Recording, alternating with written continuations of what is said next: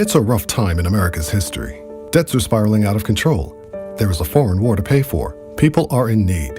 To solve the problem, some politicians want to raise taxes, get rid of loopholes and deductions, anything to generate more revenue. Now, one of those loopholes is the charitable giving deduction that encourages people to voluntarily give money away to charities of their choice, to invest in their communities, things that don't necessarily benefit them, but that benefit all of society. As you can imagine, a lot of debates are happening about this deduction.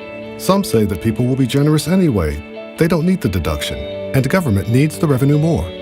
While others say that these charities and causes will see a massive drop in support if the deduction is reduced or eliminated.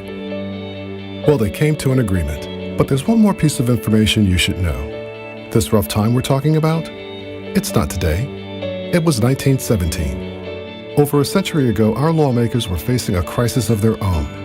They were headed into World War I and needed every bit of revenue they could find for the war effort. They systematically raised taxes anywhere they could and closed loopholes left and right. Yet they chose to establish this one, to make it as secure as they possibly could. They saw this deduction as a lifeline, not a loophole. They knew that without this incentive, schools, hospitals, aid organizations, arts, religious or environmental groups, and even more would be in danger of losing critical needed support. Fast forward to today, and we've got a financial crisis of our own. The government needs revenue. New taxes could be on the way, and deductions everywhere are on the chopping block.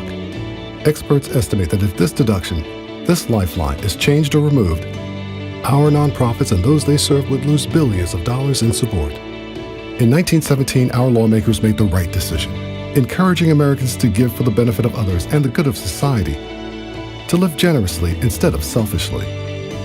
Today, over 100 years later, some lawmakers are again considering a different course of action, to greatly reduce or limit the charitable deduction. We can't afford to make this choice. Here are a few of the organizations who work to help our communities flourish and can provide more information on encouraging generosity, civic engagement, as well as the importance of nonprofits in our communities and their essential role in helping our communities flourish. Your voice counts. Join the conversation.